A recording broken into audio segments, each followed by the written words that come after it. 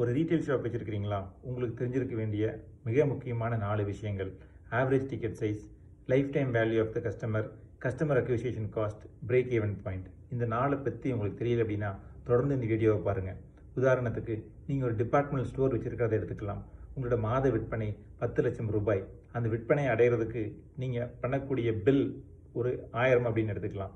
அப்போ உங்கள் average ticket size என்ன அப்படின்னா உங்களுடைய விற்பனை வகுத்தல் உங்களுடைய நம்பர் ஆஃப் பில்ஸ். அப்போது 10 லட்சம் வகுத்தல் 1000 அப்படின்னு போட்டிங்கன்னா உங்களோட ஆவரேஜ் டிக்கெட் சைஸ் 1000.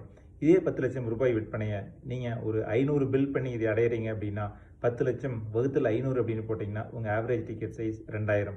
இதே 10 லட்சம் ரூபாய் விற்பனையை நீங்கள் 100 பில் அடைஞ்சிங்க அப்படின்னா 10 லட்சம் வகுத்தல் 100 அப்படின்னு போட்டிங்கன்னா உங்களுடைய ஆவரேஜ் டிக்கெட் சைஸ் 10,000. வியாபாரத்துக்கு தகுந்த மாதிரி இந்த ஆவரேஜ் டிக்கெட் சைஸ் மாறும். உங்களோட கடையுடைய ஆவரேஜ் டிக்கெட் சைஸ் என்ன அப்படிங்கிறத முதல்ல நீங்கள் கண்டுபிடிங்க. அது இருந்துச்சு அப்படின்னா தான் உங்கள் கடையுடைய life time value, customer acquisition cost, break even பாயிண்ட்டை பற்றி நம்ம தெரிஞ்சுக்க முடியும். அதை பற்றி தெரிஞ்சுக்க தொடர்ந்து எங்களை ஃபாலோ பண்ணுங்கள். நன்றி, வணக்கம்.